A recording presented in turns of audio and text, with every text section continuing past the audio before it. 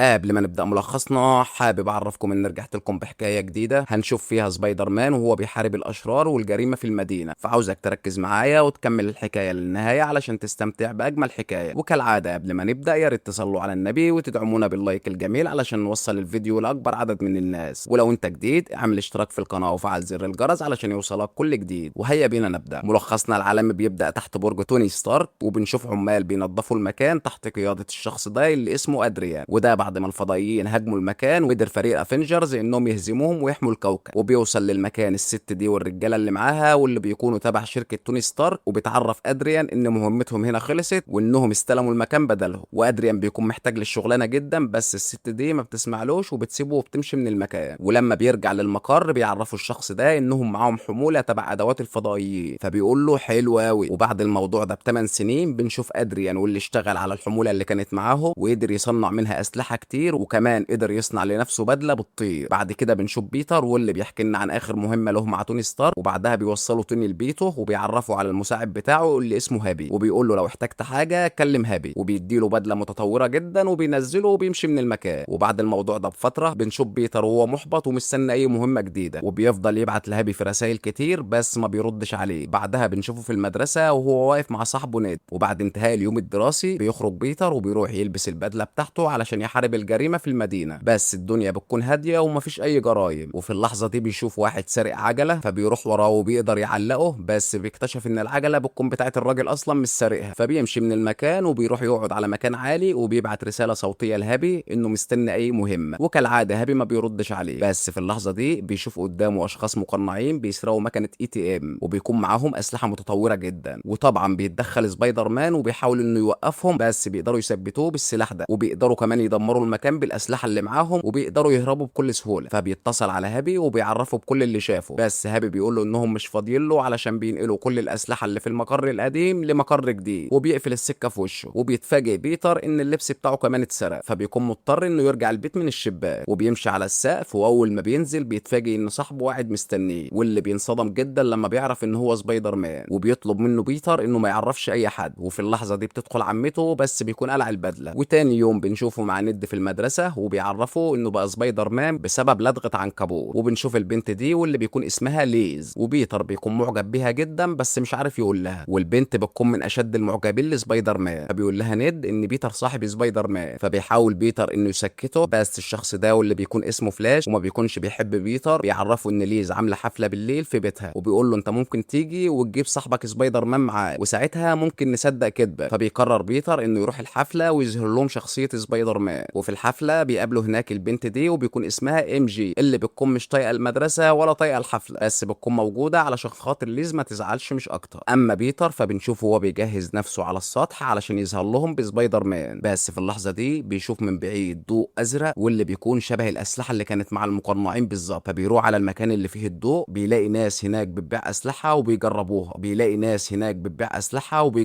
فبيتدخل سبايدر مان علشان يقبض عليهم، بس بيضربوه بسلاح قوي جدا بيطيروا بعيد، وبيخلعوا بالعربيه من المكان، بس بيفضل وراهم وبيمسك العربيه بالشباك بتاعته. فبيحاول الشخص ده انه يضربه بالسلاح، بس في اللحظه دي بتقع منه قطعه بالغلط، والشخص ده بيتصل على ادريان وبيعرفه ان سبايدر مان بيطارده. وفعلا في ثواني ادريان بيوصل للمكان وبيمسك سبايدر مان وبيطير به لمكان عالي جدا وبيرميه في قلب الميه. بس في اللحظه دي بيوصل توني ستارك وبيقدر انه ينقذه من قلب الميه، وبيتر بيحكي له كل اللي حصل وعن العصابه والاسلحه المتطوره. فبيعرفه توني انه لو واجه اي خطر يتصل بهابي ويبلغه وهو هيتصرف وما يدخلش نفسه في اي مشاكل. فبيشكره بيتر على المساعده، بس بيتفاجئ لما بيعرف ان دي البدله وان توني اصلا ما جاش لانه بيكون في الهند، وبتسيبه البدله وبترجع للمقر من تاني. واثناء رجوع بيتر بيشوف القطعه اللي وقعت من العصابه فبياخدها وبيمشي من المكان. اما ادريان فبنشوفه في المقر بتاعه وهو عمال يزعل الشخص ده لان هو السبب انهم اتكشفوا، والشخص ده بيهدده انه هيفضحه ويعرف الناس حقيقته انه بيتاجر في الاسلحه ويصنعها. فبيقول له ادريان ده لو انا سبتك اصلا تمشي من هنا، وبيضربه بالسلاح وبيخلص عليه في ثواني، وبيقول للشخص ده انه يروح يدور على القطعه اللي وقعت منه. وبيتر بنشوفه وهو بيحاول يفهم سبب قوه السلاح اللي لقاه، وبيفهم ان باقي مواد الفضائيين في حد بيستخدمها وبيصنع منها اسلحه علشان يخليها اقوى من كده. اما بيتر وند في المدرسه فبيشوفوا اتنين من العصابه واللي بيكونوا بيدوروا على القطعه اللي لقاها بيتر، فبيبعت بيتر جهاز تعقب في جسم الشخص ده وبيفضلوا يتتبعوه ومستنيين ان يستقر في مكان معين. بس الجهاز بيستقر بعيد عن المدينه خالص، فبيفكر ازاي يخرج من المدينة بموافقة عمته ومن غير ما هابي او توني ستارك يعرف. فبيعرف ان المدرسة عاملة رحلة في المكان اللي الجهاز استقر فيه، فبيقرر انه ينضم للمدرسة علشان يقدر يوصل للناس ديت من غير ما توني ستارك يعرف. وبيقعد هو وند وبيحاولوا يعطلوا جهاز التتبع اللي في البدلة علشان هابي وستارك ما يعرفوش انه خرج من المدينة. وبيكتشف ند ان في مميزات كتير جدا في البدلة مش متفعلة بأمر من ستارك، وساعتها بينجح ند انه يخترق البدلة وبيخلي بيتر يقدر يتحكم في كل المميزات اللي في البدلة. بعد كده بيروح سبايدر مان على المكان اللي فيه العصابة وبيفضل واقف وسامعهم، وبيعرف انهم بيستعدوا لعملية سرقة جديدة. وبيلاقي ان في عربيات تبع هيئة السيطرة على الأضرار قربت من المكان وبيكون فيها مواد فضائية. وفي اللحظة دي بيظهر أدريان بالبدلة بتاعته فوق العربيات وبيرمي جهاز بيخلي سقف العربية شفاف وبيقدر انه ينزل جوه العربية. فبيجي سبايدر مان وبيحاول يتقاتل معاه، بس أدريان بيقدر انه يضربه وبيخرج من العربية. ولما بيحاول بيتر انه يخرج وراه بيلغي أدريان الجهاز اللي عمل شفاف في العربية وبيتحبس بيتر جوه العربية وما بيعرفش يخرج منها لحد ما بتوصل العربيات دي في مكان معين. وبيقدر بيتر انه يخرج من العربية، بس بيلاقي نفسه في مكان متأمن جدا وما بيقدرش يخرج منه. وبيحاول يخرج من المكان مرة واتنين وعشرة، بس في كل مرة بيفشل. فبيروح يشوف أدريان كان عايز يسرق ايه، بيلاقي قطعة شبه اللي مع ند بالظبط، وبيعرف ان دي ما بتكونش سلاح، دي قنبلة. فبيحاول يخرج من البوابة وبيفضل طول الليل يجرب لحد ما اخيرا بيقدر انه ينجح وبيخرج من المكان. وبيمشي بسرعة من المكان علشان يلحق صاحبه قبل ما القنبلة اللي معاه تنفجر. وفي اللحظة دي بنشوف ند واللي بيكون معدي من خلال بوابة أمنية، فبيحط الشنطة بتاعته في جهاز الكشف، ولما بيعدي تحت الإشعاع بتكون النواة اتحولت لقنبلة. ولما بيركب الأسانسير مع أصحابه بيطلع إشعاع قوي جدا من النواة اللي موجودة في الشنطة وبيدمر الأسانسير اللي هم فيه، وبيكون قدامهم مدة بسيطة على ما الأسانسير يقع ويموتوا. أما سبايدر مان فبيكون وصل للقمة وبيوصل للشباك اللي هيدخل منها، وبيكون فيه إزاز مضاد للرصاص مش هيعرف يخرج منه لأنه محتاج خبطة قوية علشان يتكسر. بس في اللحظة دي بتظهر طيارة هليكوبتر بتأمره انه ما يتحركش من مكانه، فبيضطر انه ينط من فوقيها وبيستخدمها علشان يكسر بيها الازاز. وبيعمل كده فعلا وبيدخل وبيقدر انه يلحق الاسانسير على اخر لحظة قبل ما يقع ويتدمر. والخبر بينتشر بسرعة في الاخبار وبيبقى مشهور جدا لانه انقذ الطلاب من الموت. اما ادريان فبيكون عايز ينتقم منه لانه بيبوظ عليه العمليات بتاعته وهيعمل له مشاكل كتير. وادريان بيكون عنده طلبيات اسلحة كتيرة لازم تتسلم في ميعادها، وبيكون محتاج النوائل اللي بيسرقها. وفي اللحظة دي بيقرر انه لازم يقتل سبايدر مان بأي طريقة لان هو الوحيد اللي بيمنعه وبيبوظ عليه شغله. وتاني يوم بيكون بيتر مصمم انه يسيب المدرسة علشان يطارد العصابة، بس في اللحظة دي بيسمعوا المدير وبيقرر انه يعاقبه بعد المدرسة. وبعدها بيرجع بيتر وبيلبس بدلته وبيطلب منها تساعده انه يوصل للعصابة. فبتقول له البدلة انها بتسجل كل حاجة هو بيشوفها بعينه وانها ممكن تعيد له اي لقطة هو عايزها. فبيطلب منها تعيد قدامه لقطة العصابة وهي بتبيع اسلحتها تحت الكوبري، وبينجح انه يعرف الشخص اللي كان هيشتري السلاح منه وبيجيب عنوانه وبيتحرك عليه وبيسأله على اي معلومة خاصة بالعصابة او بالراجل اللي بيطير. فبيقول له الراجل ده انه ما يعرفوش ولا يعرف شكله حتى، لكن كل اللي يعرفه ان اسلحتهم خطيرة جدا وبتدمر اي حاجة، وانه مش عاوز الاسلحة دي تنتشر في المدينة. وبيعرفوا ان ادريان عنده صفقة اسلحة هتكون على عبارة الساعة 11. فبيتحرك سبايدر مان على المكان فورا وبيشوف قدامه ادريان وما بيكونش لسه يعرف ان ده اصلا رئيس العصابة، وبيفضل مراقبهم من بعيد وبيخرج جهاز من بدلته وبيبعته لادريان علشان يفضل يراقبه. وبيروح ورا الشخص ده وبيلاقيه بيسلم مفتاح عربية مليانة اسلحة لتاجر تاني، فبيتدخل سبايدر مان وبياخد منهم المفتاح وبيضربه. بس في اللحظة دي الحكومة بتوصل للمكان علشان يقبضوا على المجرمين اللي في المكان، وادريان بيكون بيراقب اللي بيحصل من بعيد ومحضر البدلة تحته وبيلبسها فورا. بس سبايدر مان بيشوفه وبيعرف ان هو رئيس العصابة، وبيبدأ ادريان يهجم عليهم وبيهجم على سبايدر مان وبيكون عاوز يخلص عليه، وبيفضل يضرب عليه بالسلاح اللي معاه لحد ما بيتر بيقدر ياخد السلاح منه وبيرميه من على العبارة. وساعتها السلاح بيفضل يضرب لوحده وبيحاول بيتر انه يسيطر على الوضع، بس السلاح بيطلع منه طاقة قوية جدا لدرجة انه بيقسم السفينة لنصين. فبيحاول سبايدر مان ينقذ الموقف وبيربط السفينة بشباك كتير جدا وبيقدر انه ينجح فعلا في ده، بس الفرحة ما بتكملش لان الشباك بتبدأ تتقطع. بس في اللحظة دي بيوصل ايرون مان وبيقدر انه يسيطر على الوضع وبيلحم السفينة ببعض من تاني، وبيقدر انه ينقذ كل اللي موجودين في السفينة. اما ادريان فبنشوفه في المقر بتاعه واللي بيكون بيفكر هيعمل ايه، وبيطلب من المساعد بتاعه انه يخلص شغل على حاجة اسمها الختم الهوائي وده هيرجعه اقوى من الاول. اما بيتر فبيكون قاعد متضايق بسبب انه فشل في المهمة بتاعته، فبيجي توني ستارك وبيقول له انه كان ممكن يكون سبب في موت كل الناس اللي موجودة على السفينة. وبيقول له بيتر ان في اسلحة خطيرة جدا بتنباع في المدينة بس انت رفضت تسمع لي وما اهتمتش اصلا بكلامي، ولو انت كنت مهتم فعلا كنت هتيجي بنفسك مش هتبعت لي البدلة بتاعتك. بتاعتك. بس بيتفاجئ هنا ان توني ستارك اصلا جاي بنفسه وبيخرج له من البدله وبيعرفه انهم كانوا عاملين خطه علشان يقبضوا على العصابه اثناء عمليه التبادل، والموضوع كان هينجح لو انت ما اتدخلتش، ولو في حد مات كنت انت اللي هتتحمل ذنبه باقي حياتك، علشان كده لازم اخد منك البدله لانها سبب في حماس زايد عندك، وانها كده هتوقعك في مشاكل كتير وان انت مش قدها. وبيقول له لو انت فاكر نفسك من غير البدله ولا حاجه يبقى البدله ملهاش اي لازمه معاك. وفي اللحظه دي بياخد منه البدله وبيرجع بيطل للبيت، وعمته بتكون خايفه عليه جدا لانها بتتصل بيه طول اليوم وهو ما بيردش عليها ولا بيطمنها. وتاني يوم بيرجع بيطل للمدرسه وما بيكونش مهتم باي حاجه خالص وبيبعد عن المشاكل زي ما توني ستارك قال له بالظبط. بعدها بيقابل ليز وبيعتذر لها انه اختفى عن المسابقه اللي كانوا كلهم فيها، وانه ما كانش عاوز يعمل كده معاها خصوصا لان هو معجب بيها، وبيعرض عليها انها تيجي معاه الحفله اللي المدرسه عاملاها، والبنت بتوافق انها تروح معاه الحفله. بعدها بيجهز نفسه وبيلبس البدله بتاعته وبيروح على بيت ليز علشان ياخدها ويروحوا للحفله. بس الصدمه هنا ان ادريان بيكون هو والد ليز، وبيعرفهم ادريان ان هو اللي هيوصلهم للحفله بنفسه، وبيتكلم مع بيتر بيقول له ان صوته مش غريب عليه، وبيقول له احنا اتقابلنا قبل كده او اتكلمنا مع بعض لان الصوت بتاعك ده مش غريب عليا. فبتعرفوا البنت انه كان موجود في الحفله بتاعتها بس فجاه اختفى، وبرضه كان معاها في المسابقه بتاعت المدرسه بس برضه اختفى. وادريان بيربط الاحداث ببعضها وبيفهم في اللحظه دي ان سبايدر مان بيكون هو بيتر باركر. ولما بيوصلوا للحفله بيقول للبنت انها تسبق علشان عاوز يتكلم مع بيتر كلمتين، وفعلا البنت بتنزل من العربيه وبيقول لبيتر انت انقذت بنتي من الموت قبل كده علشان كده انا مش عاوز اذيك. وبيقول له انا عارف انك سبايدر مان وانك قدامك حل من الاتنين، يا اما تنزل من العربيه وتدخل الحفله وتنسى كل حاجه، يا اما تطاردني وساعتها هقتلك. فبينزل بيتر من العربيه من غير ما يتكلم ولا كلمه وبيدخل للحفله وهو بيفكر في كلام ادريان. بس في اللحظه دي بيقرر انه يسيب الحفله ويطارد ادريان علشان يمنعه من اللي ناوي يعمله، وبيروح يجيب البدله القديمه بتاعته وبيخرج من الباب الخلفي، بس بيضربه واحد من رجاله ادريان وبيطيره وبيقع منه جهاز الشباك بتاعه، والشخص ده بيفضل يضرب فيه وقبل ما يخلص عليه بينضرب عليه الشباك، واللي بيكون صاحبه نيد، وبيكون راح ورا بيتر علشان كان قلقان عليه. وفي اللحظه دي بيقوم بيتر وبيضرب الشخص ده وبيربطه في العربيه بالشباك، وبيقول لصاحبه انه يتتبع التليفون بتاعه لانه في عربيه ادريان، وبيقدر بيتر انه يوصل لمكان ادريان واللي بيكون واقف مستنيه وبيقول له انا كنت عارف انك هتيجي. وفي اللحظه دي بتظهر الاله بتاعت ادريان وبتهاجم بيتر وبتحاول تخلص عليه بس بيفضل يتفاداها، بس الاله دي بتدمر كل العواميد اللي موجوده في المكان والمبنى كله بيقع على سبايدر مان وما بيقدرش انه يتحرك من مكانه، وادريان والاله بتاعته بيتحركوا على مبنى الافنجرز علشان يسرقوا كل اللي فيه، وبيتر بيكون محبوس وبيحاول انه يخرج نفسه لكن الحمل بيكون تقيل عليه جدا وبيفضل ينادي على اي حد يساعده. بس في اللحظه دي بيفتكر كلام توني ستارك لما قال له انت من غير البدله ولا حاجه وانه ما يستاهلش انه ياخد البدله، ومن هنا بيبدا بيتر يستجمع كل قوته وبيقدر فعلا انه يحرر نفسه، وبيقرر انه يثبت لتوني انه فعلا يستحق البدله، وبيجري ورا ادريان وبيوصل لادريان وبيمسك فيه من غير ما يحس، وبيوصل للطياره اللي هتنقل معدات توني ستارك وبتكون ماشيه بالطيار الالي، وادريان بيوصل للطياره وبالجهاز اللي معاه بيقدر انه يدخل جوه الطياره. وفي اللحظه دي بيحاول بيتر انه يحرك الاله من مكانها علشان يخلي الهواء يدخل جوه الطياره ويعرف هابي ان في حاجه غلط بتحصل، بس ادريان بيشوف في الكاميرا ان سبايدر مان بيحاول يحرك الاله من مكانها علشان يخلي الهواء يدخل جوه الطياره، فبيلبس الاله بتاعته وبيخرج علشان يخلص على سبايدر مان، وبيفضل بيتر يدمر في الطياره من بره علشان يضربه، وبيقدر بيتر فعلا انه يدمر محركات الطياره وبيخليها تهبط بعيد عن المدينه ومفيش اي حد بيتاذى. وادريان بيحاول يسرق الصندوق اللي هو عاوزه بس الجناحات بتاعته بتكون هتتدمر، وبيتر بيحاول يعرفه ان الاجنحه هتنفجر بس ادريان ما بيهتم وبيشيل الصندوق وبيحاول يهرب والاجنحه بتاعته فعلا بتنفجر، بس بيتر بيطلع يجري وبيقدر انه ينقذه على اخر لحظه. وسبايدر مان بيجمع الصناديق بتاعه الطياره وبيحوطها بالشباك بتاعته، وكمان بيربط ادريان بالشباك وبيسيب رساله لهابي وبيعرفه انه قبض على المجرم وانه نجح في المهمه بتاعته وبيتاسف على تدمير الطياره، وبنشوف بيتر واللي بيكون مبسوط جدا لانه نجح في المهمه بتاعته. وتاني يوم بيروح بيتر للمدرسه بس بيعرف ان ليز هتنقل من المدرسه بسبب اللي حصل لان الاخبار كلها بتكون بتتكلم على والدها انه مجرم واتقبض عليه، وبيجي لبيتر رساله على تليفون انه يروح للحمام، ولما بيروح بيلاقي هابي مستنيه علشان يتاسف له على كل اللي عمله معاه وبيقول له ان توني ستارك عاوز يقابله في مقر الافنجرز الجديد، وبيتر بيروح معاه فعلا وبيقابل توني ستارك وبيعرفه توني انه كان محتاج يكتشف نفسه وقوته الحقيقيه بعيد عن البدله وانه دلوقتي اثبت انه يستحق فعلا البدله، وبيعرض عليه انه يكون عضو في فريق الافنجرز، بس بيتر بيشكره وبيقول له انه مكتفي انه يكون سبايدر مان اللي بيحارب الجريمه في المدينه بتاعته. بعد بعدها بيرجع سبايدر مان للبيت، بيلاقي ان توني ستارك بعت له البدله بتاعته، واول ما بيلبسها بيلاقي عمته واقفه وراه واللي بتصرخ اول ما بتشوفه، لان بكده بتكون عرفت هويته الحقيقيه وان هو سبايدر مان. وهنا بيكون انتهى ملخصنا العالمي. يا ريت لو عجبكم الفيديو ما تنسوش اللايك الجميل، ولو عاوزين الجزء الثاني اكتبوا لنا تحت في التعليقات، ولو انت جديد اعمل اشتراك في القناه وفعل زر الجرس علشان يوصلك كل جديد، واشوفكم في فيديو جديد. سلام.